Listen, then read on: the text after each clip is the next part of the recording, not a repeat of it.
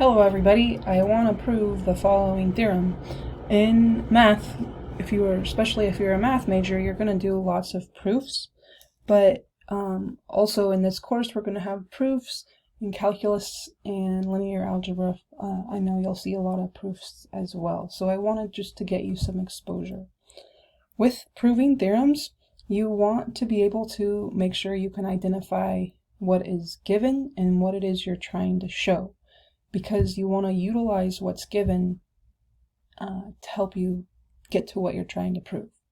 And so when we read this problem, what we're given is every complex polynomial function f of x of degree n greater than or equal to 1 is what is given.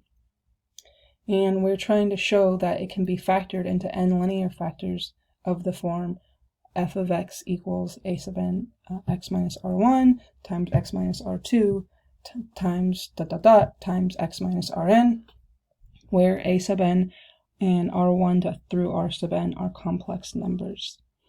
And so the idea of a complex number is that the number 3 is still a complex number, it's just that the imaginary part is going to be 0i.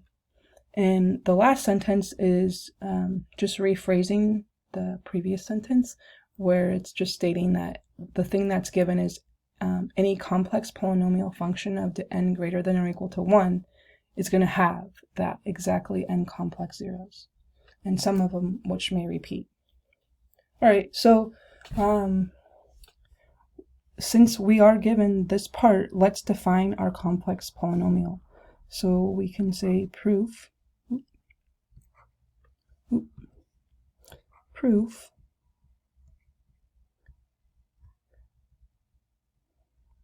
let f of x equal a sub n x to the n minus 1 plus, not n minus 1 there, so a sub n x to the n plus a sub n minus a sub n minus 1 x to the n minus 1 plus plus a1x plus a naught. So let f of x be our complex polynomial, and what we can utilize is the fundamental theorem of algebra. The fundamental theorem of algebra states that if you have a complex polynomial, it's going to have at least one complex zero. So we can say by the fundamental theorem of algebra, f has at least one complex zero. And so let's use r sub 1. And so this is just the same r sub 1 from here. We just had to pick something. And so now what we can use as well is, okay, we know we have a 0, and so if you have a 0, that means you can write it as a factor. So by the factor theorem, we would know x minus r1 is a factor. In particular, by the factor theorem, so we know x minus r1 is a factor. In particular, we can say f of x equals x minus r1 times q1 sub x. So what this q sub 1x is, right, it's like you've done synthetic division. When you've done synthetic division and the remainder is 0, there's some other polynomial left over. And the thing is, with this polynomial, q1 sub x is another complex polynomial.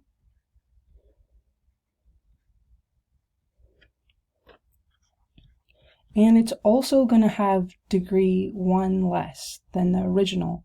So if the degree of our polynomial is n, and we already have one factor, this polynomial has to be 1 less.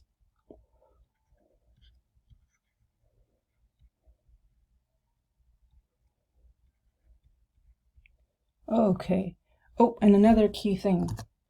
This new complex polynomial is also going to have, with leading coefficient,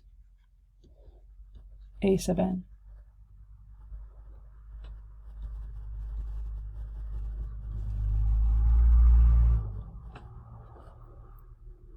Alright, so the cool part right here is we found a factor.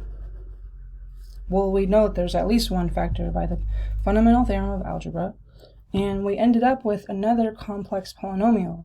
So that means that we would be able to have another, there's going to be at least one more complex zero. I noticed I forgot the word zero here. There's going to be at least one more complex zero. We can call it R2, and we can say f of x is now equal to x minus r1 times x minus r2 times q sub 2x. And q sub 2x is still going to be a complex polynomial, but it's going to have degree n minus 2, and it's still going to have the leading coefficient a sub n. And so the idea is we want to repeat this n times. So repeat n times. And what we'll end up with is f of x equals x minus r sub 1, x minus r sub 2 times dot dot dot times x minus r sub n times qn of x. Alright, so we have our q sub n x, and if you consider how many factors, or just the degree of this part, it's going to be degree n, because there's n zeros. So that must mean that so q sub n is still a complex polynomial.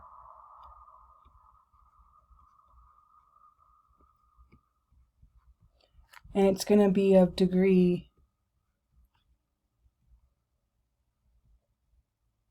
0. It's degree 0 because right here we can see that all the factors are here, and since there's n of them and we have a nth degree polynomial, the q sub n of x must be of degree 0. And who's leading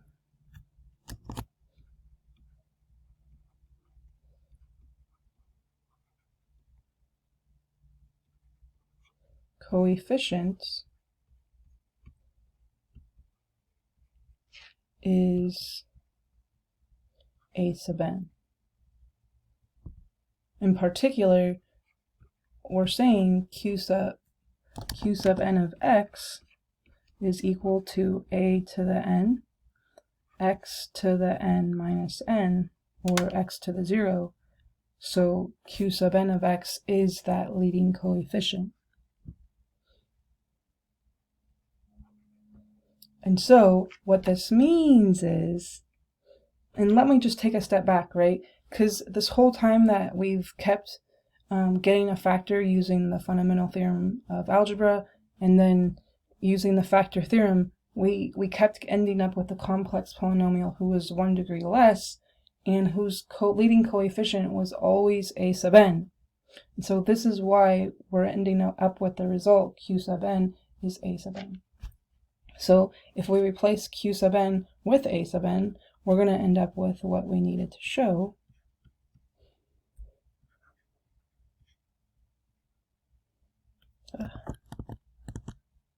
A sub n x minus r1, x minus r2 times dot dot dot times x minus rn.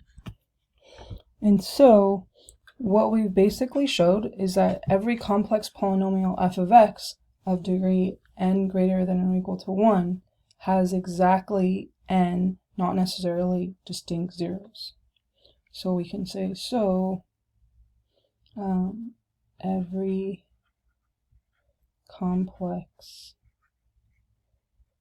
poly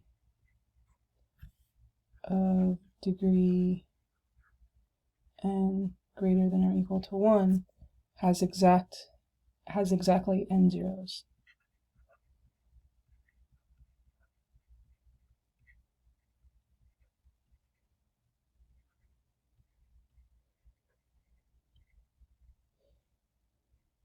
Alright, so I hope you kind of saw how all these things we've been learning are still connected and helping us gain more information on our studies of polynomials. I will see you in the next video.